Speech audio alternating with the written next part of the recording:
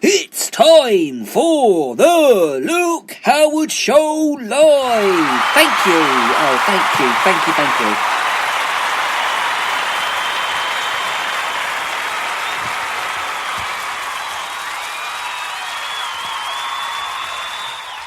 Moaning, I love saying moaning. It is Friday the 5th of May. No, it's not. I keep getting it wrong. It's not 5th of May. I do it sometimes. You know, people know what I'm like sometimes. Some days I get the dates right and some days I get the dates wrong. But today I've got it right. It is wrong, so I got it wrong. Right, I've just done it again. You see, it's my voice, it's my head. Some days I wake up and I go, oh, you know, that sort of thing, you know. Oh, it's me bedhead. I've still got bedhead. I'm joking. Morning all, it is Friday the 5th of June. 5th of June today. Yes, June the 5th. And of course, not this weekend, but next weekend is Trooping the Colour. So we'll talk more about that on next week's show. I don't know why I'm mentioning that now, to be honest with you. I should be mentioning it on the show next week. But, yeah, so going back to today, it is, of course, the 5th of June. So, hope your day's going well, of course. Hope you're having a lovely day. Sit back, of course, relax. Make yourselves a cuppa. Cook a nice breakfast, maybe. Or if you're sitting in the garden, if you're doing the garden, maybe. However you're listening to the show, we'd love to hear from you. 07593 847 105 is the number to call or text. Or what you can do is you can find us on Instagram at the Luke Howard fan page, or you can give us a little message on there, whatever you want to do, however you want to do it.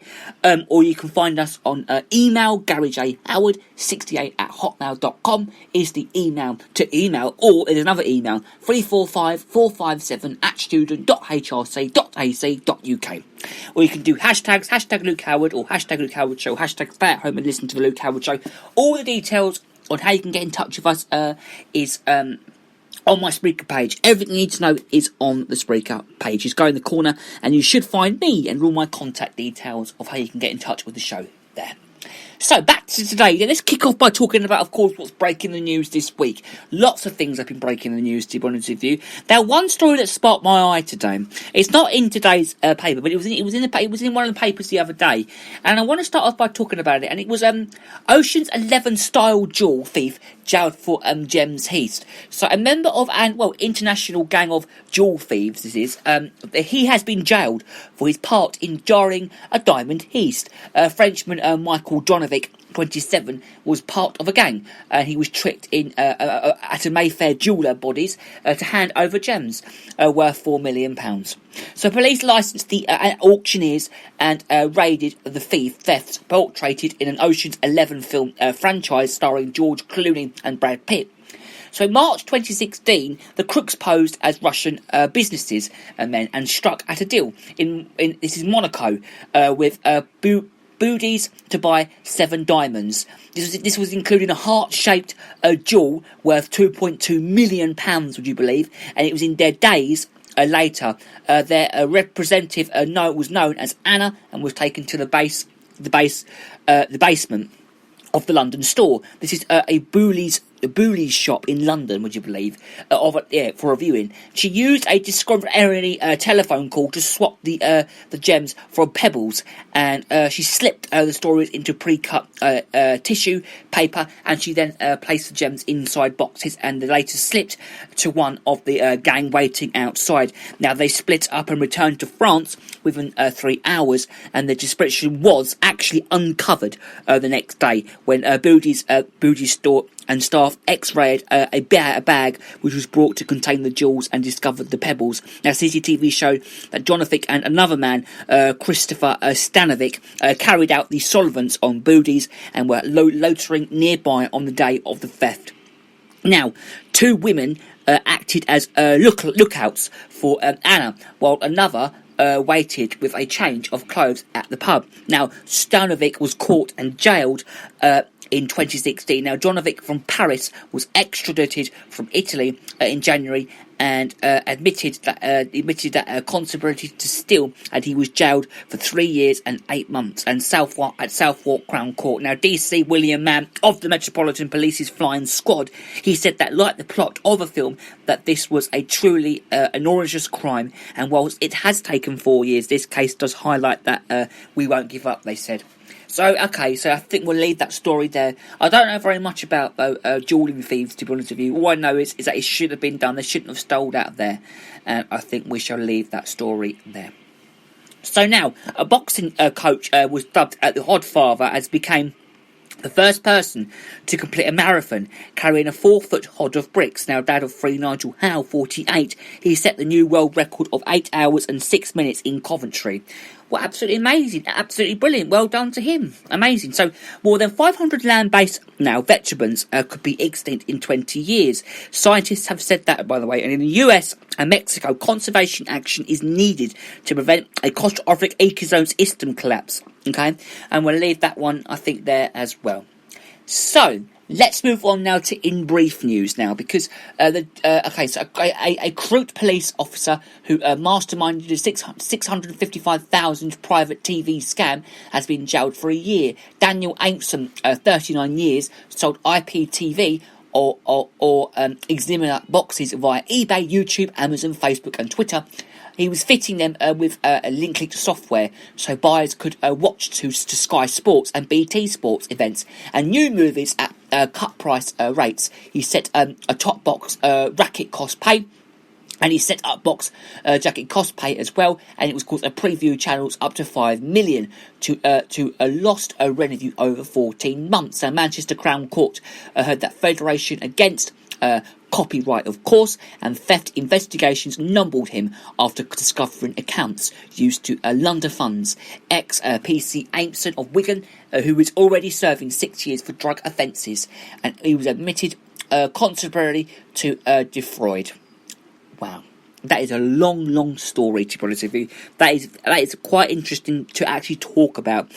Okay, I think we'll leave that TV scam story there and move on to the next story now. We just talk about stories and I'll just say let's move on to the next one. So the next story is Assange too unwell to make at least a court date. Now, WikiLeaks found Julian Assange, who said to be too ill for his latest court hearing the other day. The Australian 48, he's wanted in the US and he's going to be facing 17 charges over his publication of hundreds of thousands of classified documents in 2010 and 2011. He is currently being held in London's maximum security Belmarsh prison. A hearing at Westminster Magistrates Court was barely audible over a phone link used for journalists to listen in. But Bridges for Media Freedom, which has been monitoring the hearings, and said that Esgid's barrister Edward Flintstock QC told the court that his client did not appear by video link because he was unwell. A full hearing is set to be in September.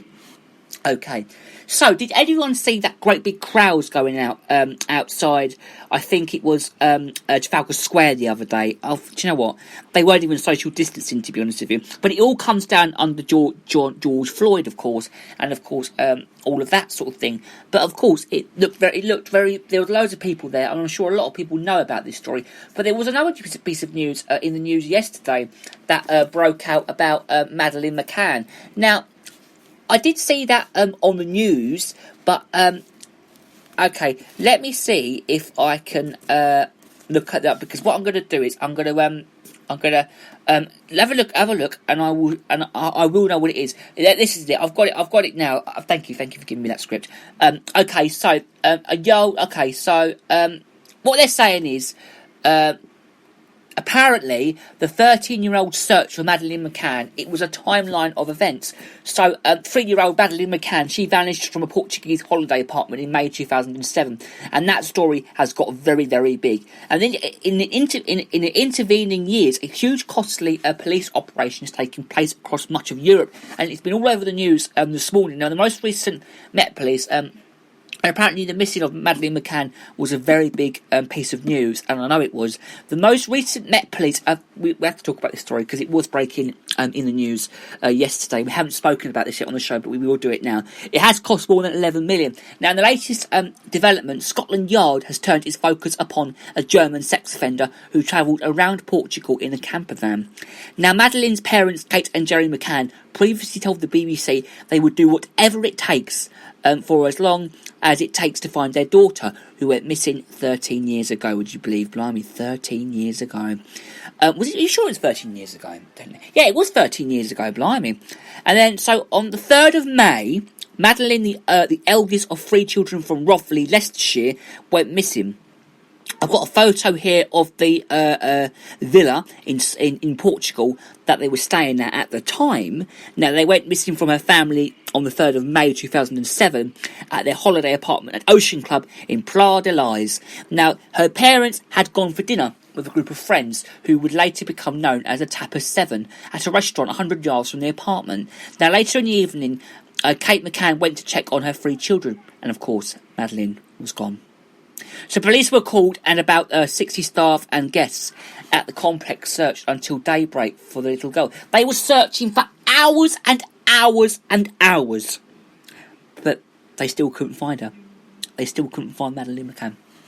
So, border police and it's making me cry now. The border police and airport staff were put on alert, and hundreds of volunteers joined efforts to find Madeleine in the days after, but nobody found her. Nobody found Madeleine McCann, and it's making me feel a bit upset, this story. The Portuguese police say that they believe Madeleine was abducted, but is still alive and in Portugal, apparently. But they were searching and searching and searching, but they still just couldn't find her. They never could find her. But the days later, British-born Robert Mart is made an official suspect of Algigo following a search of his mother's villa, 150 yards from the McCann's holiday apartment.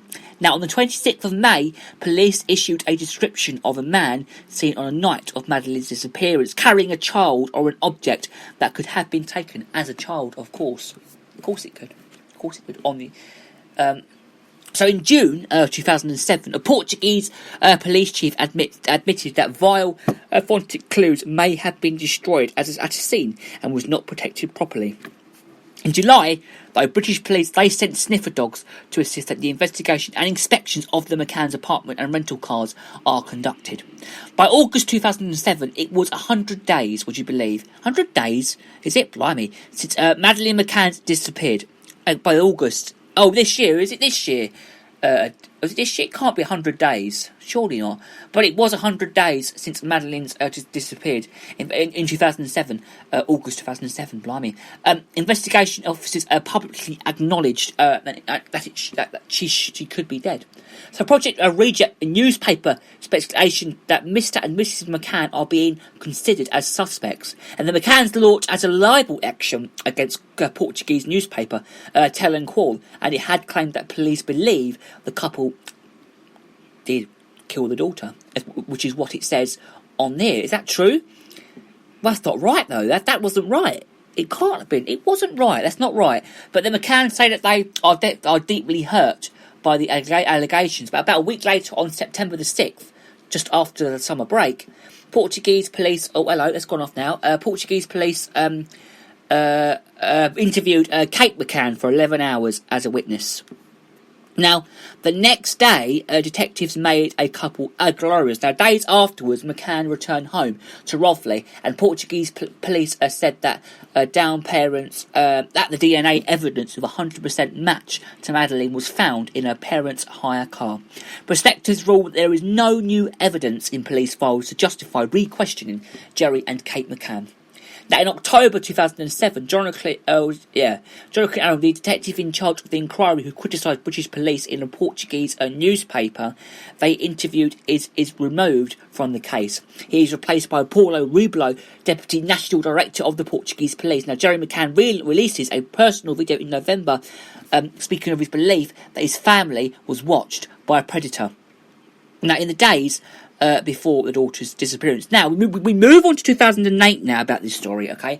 Now, on January 20th, 2008, the McCanns released sketches of a suspect based on a description by a British holidaymaker of a creepy man seen at the resort. They believe that it may have abducted their daughter. That's the word, abducted. Sorry about my words there. In March Mr. and Mrs. McCann accepted $550,000, March 2008, by the way, 2008, liberal damages, and front page apologised from the UK's expressed newspapers over allegations that they were responsible for Madeleine's death. Then, April 2008, Portuguese police who denied leaking details of statements given by the McCanns early in the investigation. They flew to the UK to sit in interviews conducted by Leicestershire Police of the code called Tapper 7.